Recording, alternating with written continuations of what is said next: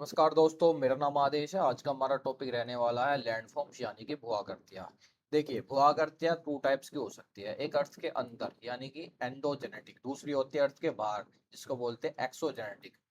हमारा जो आज का लेक्चर है ये रहेगा एक्सोजेनेटिक यानी कि इस वाले सिस्टम के ऊपर, वेदरिंग, इरोजन और डिपोजिशन के ऊपर। ये प्रोसेस होती है किसकी? डेनुडेशन की। डेनुडेशन का मतलब होता है अर्थ के सरफेस का बिगड़ना और घटना। देखो, सबसे पहले हम देखेंगे एंडोजेनेटिक यानी कि अर्थ के अंदर। इसके बारे में हम पहले चर्चा कर चुके हैं। इससे पहले की क्लासों में हमने देखा था कि अर्थ के इंटीरियर के अंदर मैग्मा सर्कुलेशन होता है, उससे प्लेट मूवमेंट करती है। प्लेट के मूवमेंट से क्या होता है? वोल्केनो इरप्शन होता है, या एक प्लेट दूसरी प्लेट से टकराती है, सबडक्ट हो जाती है, तो इससे क्रस्ट का फॉर्मेशन होता है या माउंटेन्स की बिल्डिंग होती है। तो इसको हम क्या बोल रहे थे? इसको बोल रहे थे हम एंडोजेनेटिक। इसमें होता है डियास्ट्रोफिज्म और सडन मूवमेंट। डियास्ट्रोफिज्म का मतलब होता है जब स्लो मूवमेंट होती है। ये जो प्लेट होती है इसके अंदर, जो इंटीरियर मैग्मा सर्कुलेट करता है, उसके बाद जो ऊपर की जो क्रस्ट है ये प्लेट के रूप में जब मूवमेंट करती है तो ये बहुत स्लो मूवमेंट करती है। इसी मूवमेंट को बोलते हैं हम डियास्ट्रोफिज्म यानी कि स्लो मूवमेंट। उसके बाद आ जाता है सडन मूवमेंट। सडन मूवमेंट का मतलब है जब कोई घटना एकदम से घटती है, तो इसमें आ जाता है अर्थक्वेक्स, वोल्केनो। प्लेट मूवमेंट के दौरान कभी कभार ऐसा होता है, क्रस्ट का कोई टुकड़ा एकदम से टूट जाता है या फिर एकदम से ज्यादा घर्षण हो जाता है, तो उससे वोल्केनो इरप्शन होता है और अर्थ क्वेक्स के आने की संभावना बढ़ जाती है। ये क्या होता है? ये होता है सडन मूवमेंट।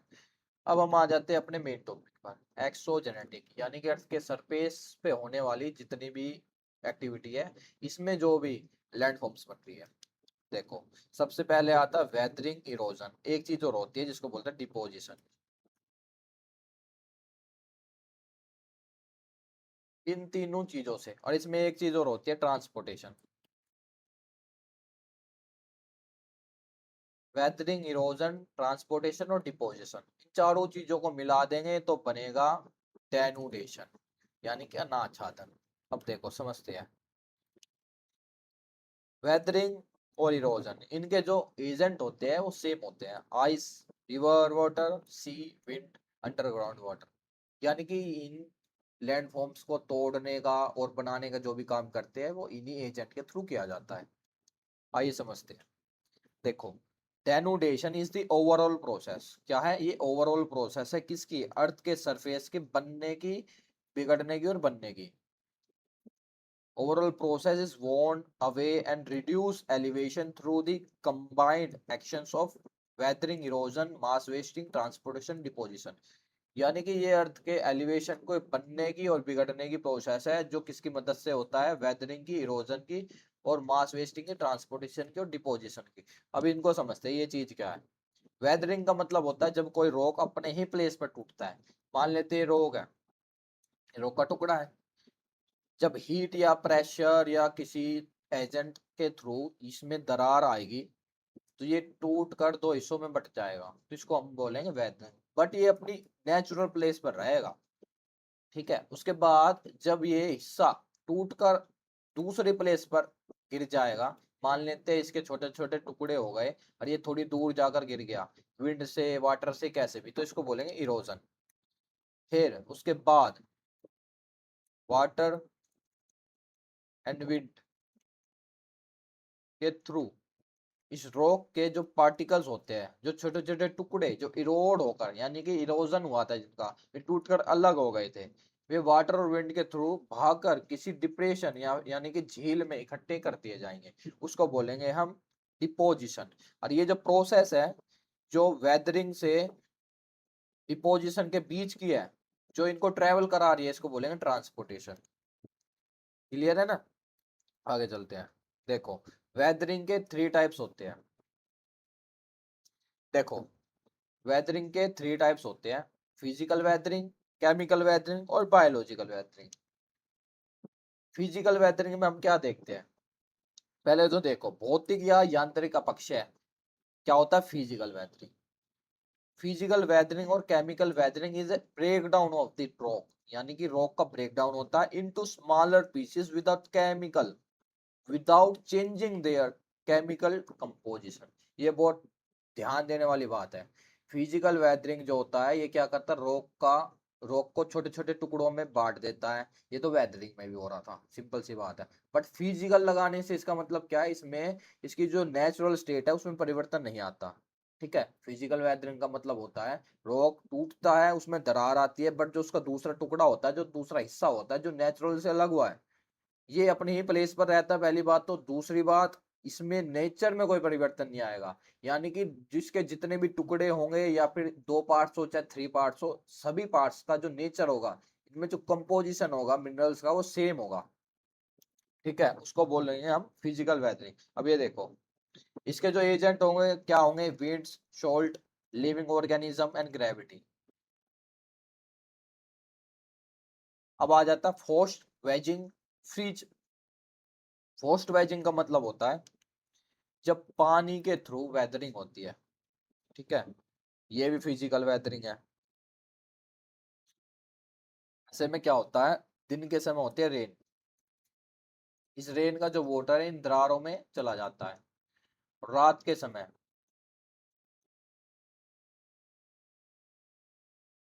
नाइट में ये जो दरारों में पानी था, ये आइस क्रिस्टल में परिवर्तित हो जाता है। और आइस का नेचर होता है, यानी कि बर्फ का नेचर होता है एक्सपेंड करने का। आइस 9% एक्सपेंड करती है। जब ये एक्सपेंड करेगी, एक्सपेंड का मतलब फैलना, जब ये बर्फ में परिवर्तित होगी, जो स्पेस इसने पानी के टाइम में लिया था, अब बर्फ के टाइम में वो ज्यादा स्पेस लेगी, उसको बोलेंगे एक्सपेंड। तो ये क्या करेगी, जब ये एक्सपेंड होगी, ज्यादा स्पेस बनाएगी, तो ये इसको धकेलेगी रॉक को अपोजिट डायरेक्शन में। जब रॉक को धकेलेगी तो ये रॉक कुछ इस तरीके से टूट जाएगा, इसको बोलेंगे फिजिकल वेदरिंग। एजेंट क्या है इसका, वाटर। आगे चलते हैं। देखो, यहाँ हमने देखा पानी के थ्रू वेदरिंग हुई। ठीक है, कैसे हुई थी, आइस में जब परिवर्तन हुआ था तो वो एक्सपेंड हो गई थी और उसने रॉक को ऐसे तोड़ दिया था। अब यहाँ देखें हम थर्मल एक्सपेंशन के थ्रू वेदरिंग, ये सब फिजिकल वेदरिंग का हिस्सा है। देखो, दिन के समय क्या होता है, डे में ये जो सन है, इसकी हीट से रॉक एक्सपेंड होता है। रात के समय में, हाँ, ये एक्सपेंड हो रहा था, यहाँ ये सिकुड़ता है, यानी कि इसमें सिकुड़न आती है। ये क्या होता है, कॉन्ट्रैक्ट। यहाँ एक्सपेंड हो रहा है।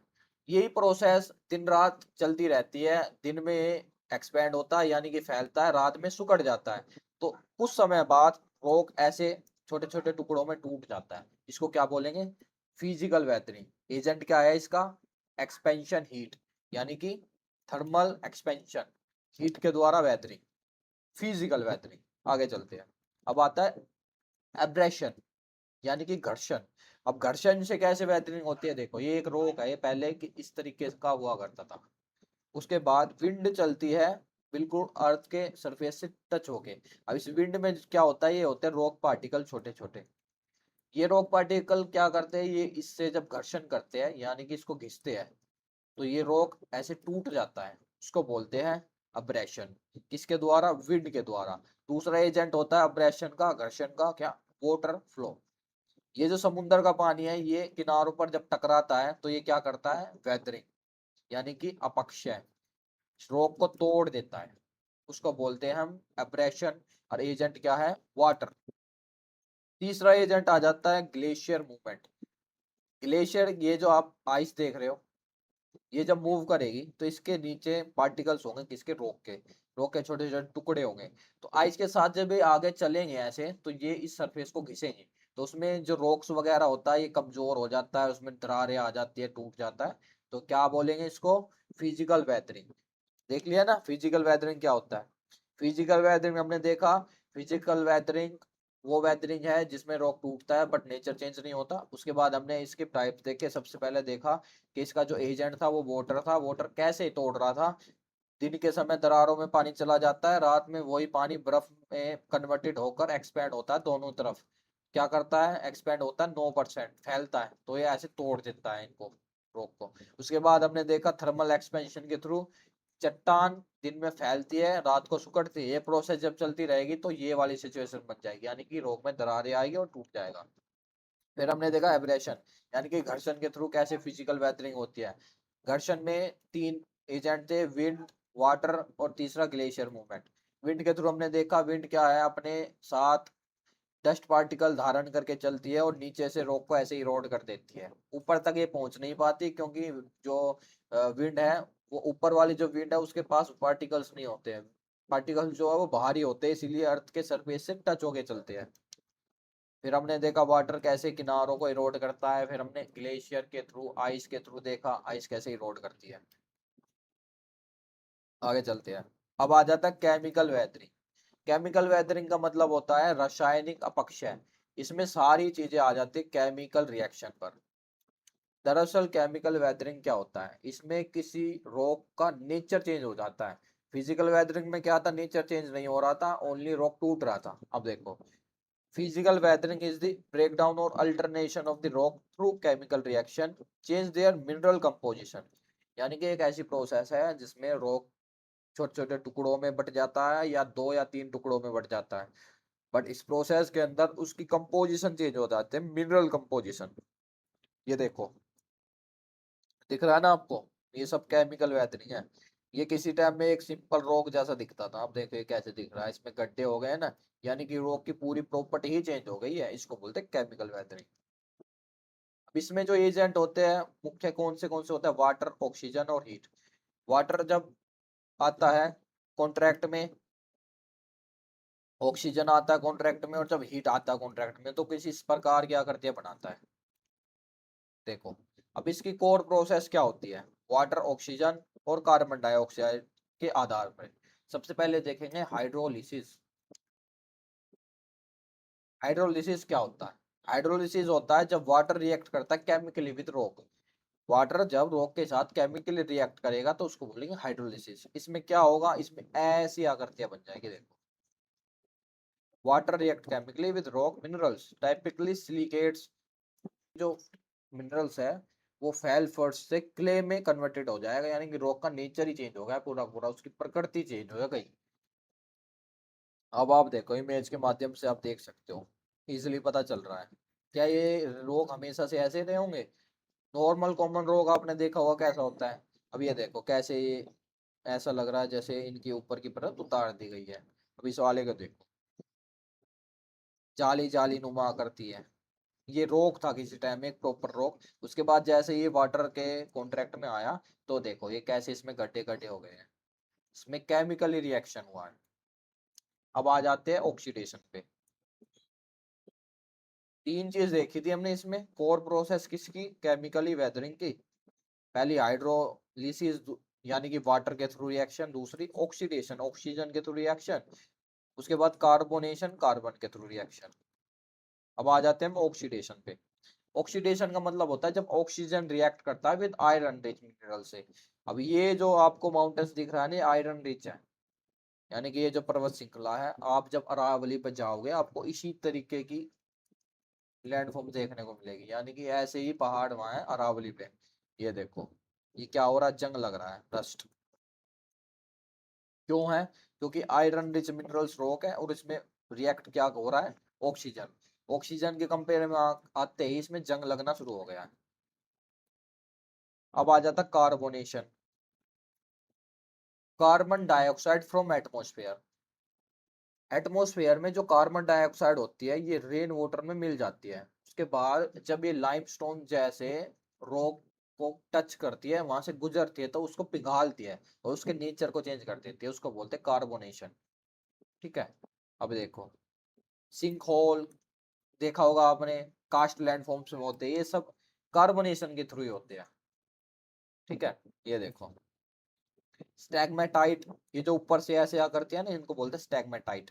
ये जो लटक रही है नीचे, स्टैग्मेटाइट से ये कास्ट लैंडफॉर्म्स है, लाइमस्टोन से बनते हैं कार्बोनेशन के कारण। ये क्या है, फिजिकल वेदरिंग। और ऐसे नीचे से भी इसी टाइप के कुछ लैंडफॉर्म्स बनते हैं, उनको बोलते हैं हम स्टैग्मेलाइट। दो चीजें होती है, स्टैग्मेटाइट, स्टैग्मेलाइट। आगे चलते हैं। अब आ जाते हैं बायोलॉजिकल वेदरिंग, यानी कि जैविक अपक्षय। जैविक अपक्षय में पार्टिसिपेशन होता है जीवों का।